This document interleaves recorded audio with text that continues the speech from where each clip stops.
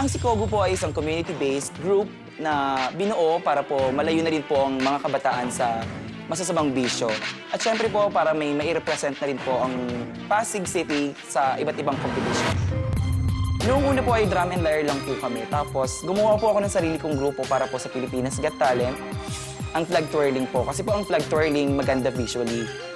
Bago to sa paningin ko, ang bongga! Pangarap din po namin mag-compete sa International Flag Twirling Competition. At alam po namin na ang Pilipinas Got Talent ang simula para po matupad din po ito. Ngayong nandito na po kami sa Pilipinas Got Talent, mas lalo pong hindi kami bibitaw, kagaya ng hindi namin pagbitaw sa flags namin. Itatayo namin ng bandera ng Pasig at ng Sikogu.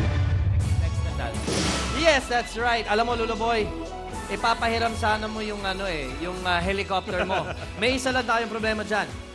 Wala kang helicopter.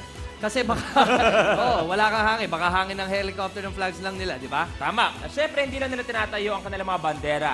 Iahagis, paikutan, at kung ano-ano pa. Please welcome our flag twirlers from Pasig, Sikogu!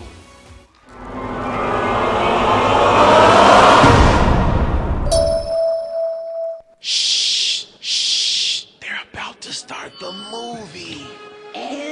Hear he, Disturbing the Peace presents Theater of the Mind. Get your popcorn. You scoot over to the left a little bit, single file line now. It's an extravagant event starring Ludacris.